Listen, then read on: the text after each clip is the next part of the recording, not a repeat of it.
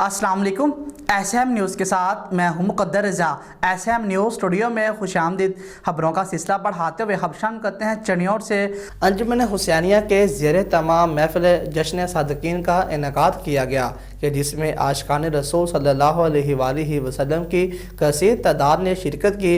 मज़ीद तफसीलात से आगाह कर रहे हैं हमारे नुमाइंदे वसीम दौरानी। जी वसीम, आगाह कीजिएगा। जी बिल्कुल, अंजुमन हुसैनिया चनियोट और सुखन कबीला चनियोट के ज़ेर एहतमाम महफिल मिलाद जश्न सादकीन ख़ातमुन नबिय्यीन हज़रत मोहम्मद मुस्तफ़ा सल्लल्लाहु अलैहि वसल्लम और इमाम जाफ़र सादिक़ अलैहिस्सलाम के हवाले से इमाम बारगाह कसर ज़ैनुल आबिदीन चनियोट में मुनक़िद हुआ, जिसमें आशिकान रसूल की कसीर तादाद ने शिरकत की।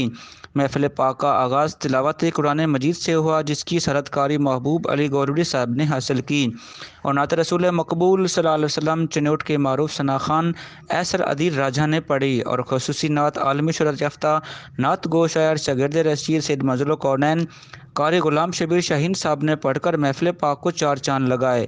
शुरकाए महफिल ने सरवरे कायनात की बारगाह में दुरूद व सलाम का नजराना पेश करते रहे।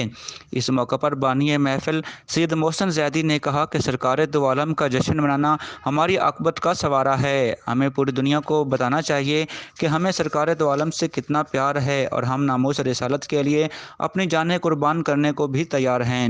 महफिल के इख्तिताम पर मुल्क, कौम और इस्लाम की सरबुलंदी के लिए दुआ की गई। जी बहुत शुक्रिया वसीम, तफसीलात से आगाह करने के लिए। अब तक के लिए इतना ही। मज़ीद खबरों के लिए देखते रहिए एसएम न्यूज़।